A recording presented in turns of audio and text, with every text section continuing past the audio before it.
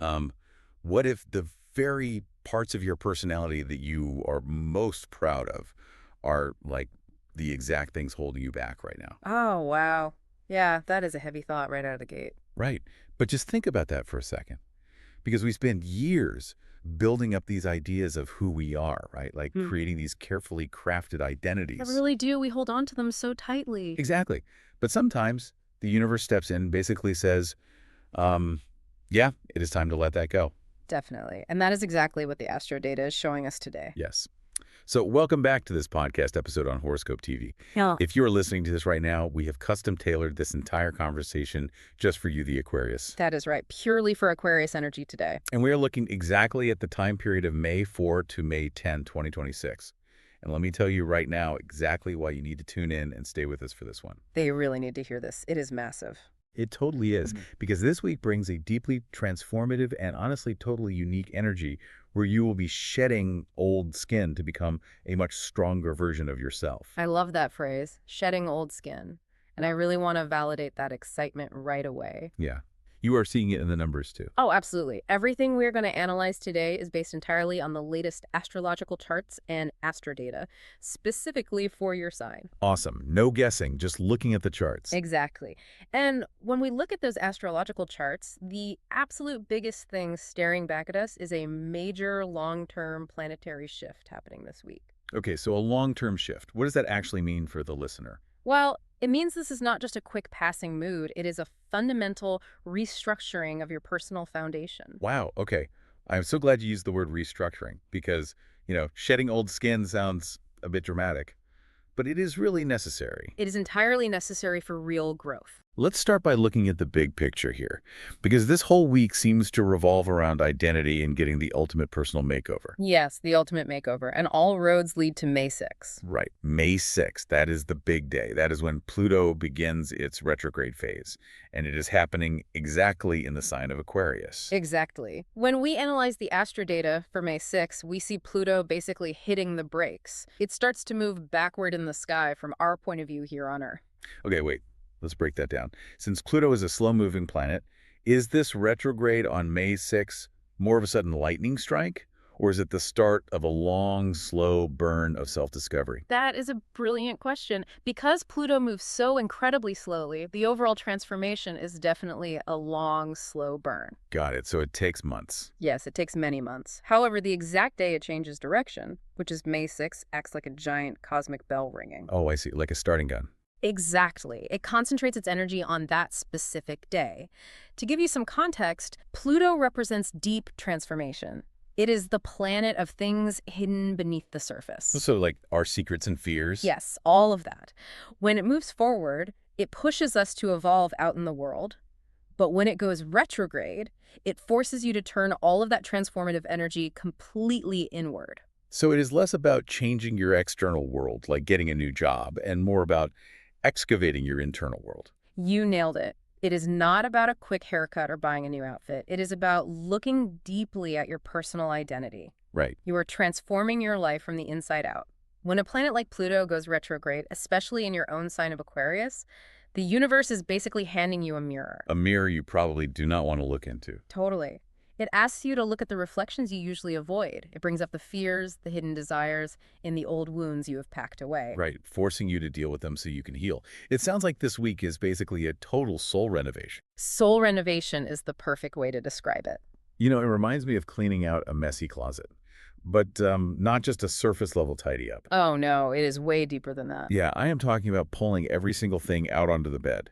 And instead of old clothes, you're holding up these old, useless parts of your personality. Exactly. Your old defense mechanisms, your fears. Right. The old ways of reacting to things. Yeah. And you are realizing they just do not fit you anymore. So you are throwing them out to make room for absolute personal growth. That is a very accurate analogy. You are literally making space inside yourself for something totally new to grow. And what is fascinating here is how the astrological charts show this energy building. Okay, tell me more about that. How is it building? Well, Aquarius energy is generally very forward-thinking. You are usually very focused on the future, but Pluto retrograde is pulling you backward into your own history. Oh, wow. So it is a necessary pause. Exactly. Yeah. And it is not just Pluto doing all the heavy lifting this week. The moon plays a huge role, too. On May 8th, the moon actually enters Aquarius. And the moon moves so much faster than Pluto, Yeah. right? It changes signs every couple of days. Very fast, yes. So what happens when this fast-moving, emotional planet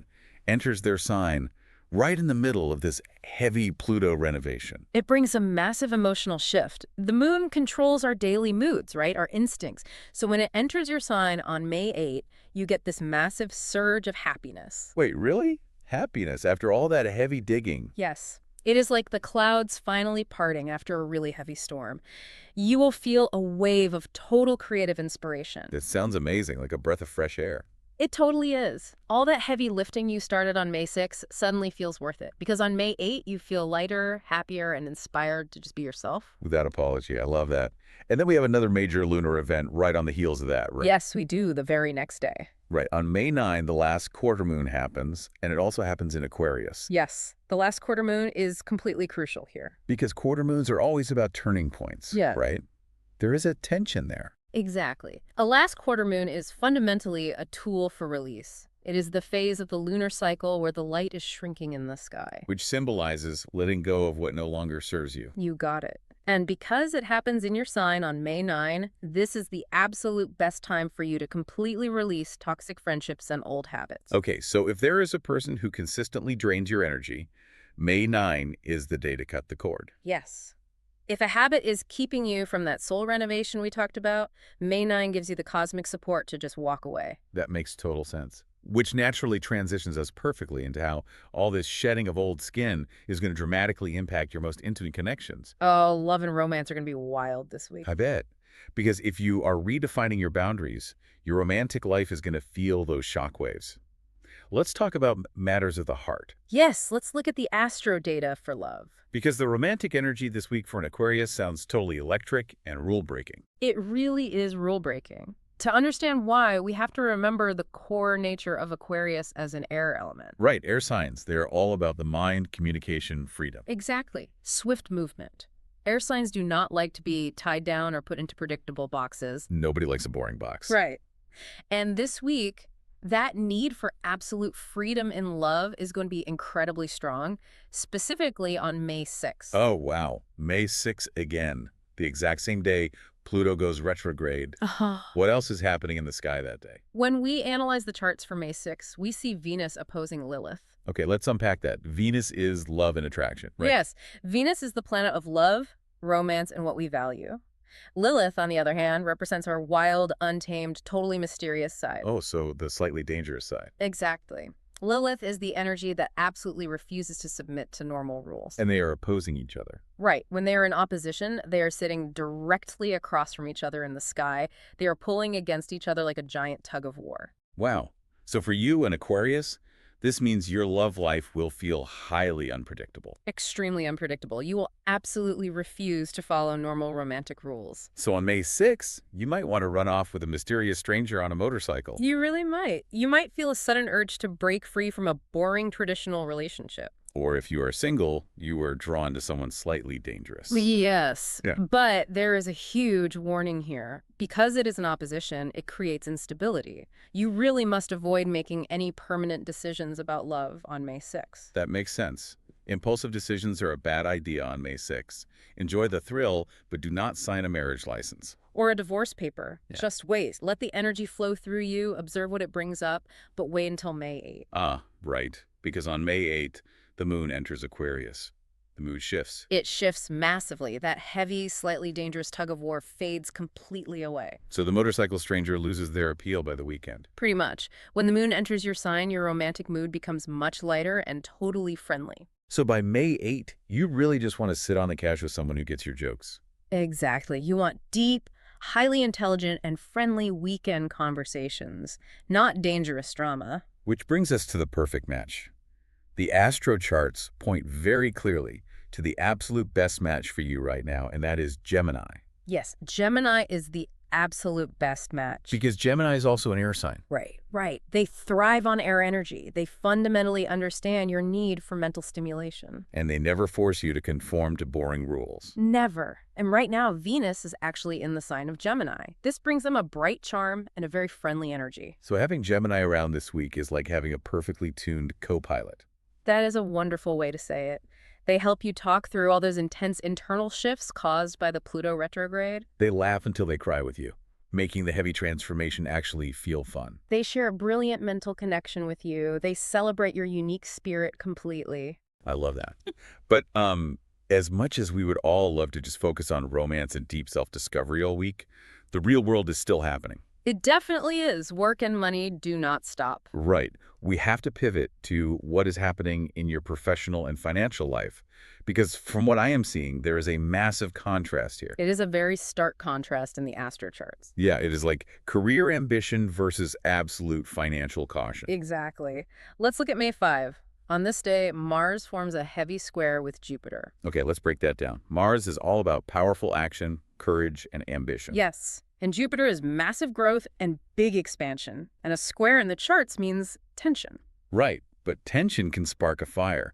It gives you massive ambition and the courage to chase big professional dreams. It absolutely does. You will feel total confidence in the office. You are ready to take on the world. But there's a catch on that exact same day. I have a very big catch. On May 5, Mercury also forms a difficult square with Pluto. Oh boy. Mercury is communication and commerce. Pluto is hidden things. So this is tricky for personal wealth. Very tricky. It could mean a sudden disagreement with a business partner or a hidden flaw in a contract. Let me picture this. It is like having a sports car with incredible horsepower. That is your Mars and Jupiter ambition. I like where you were going with this. Right. You press the gas pedal and the engine just roars. Yeah. But because of the Mercury and Pluto square, you realize you are being forced to drive that sports car on a completely icy, dangerous road. That is exactly it. You have the power, but you must play it safe with money. Taking on new debts or signing binding agreements right now is a terrible idea. So you have to drive carefully, and the office environment gets a little frustrating a couple of days later, right? On May 7. Yes. On May 7, there's an event called a malefic besieged. It happens in the sign of Capricorn. Okay, explain that in simple terms.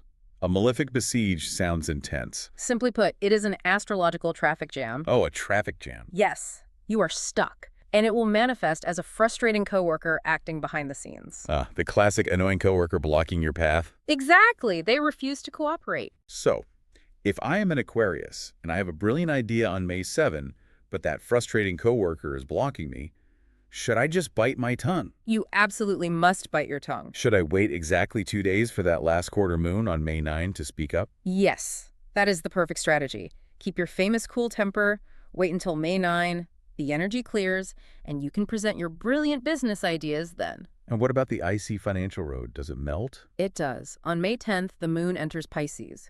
This highlights your daily income sector. Oh, perfect. It is the perfect time for reviewing your budget securely and finding clever ways to increase your bank balances. That is such a relief. Yeah. But wow, balancing intense career drive, a frustrating coworker, and tricky finances takes a massive toll on the body and mind. It is a huge amount of pressure. Which naturally leads us discussing wellness, protecting your peace, and the one person you absolutely must avoid this week. Wellness is so important right now. You cannot ignore the physical toll of these intense planetary movements.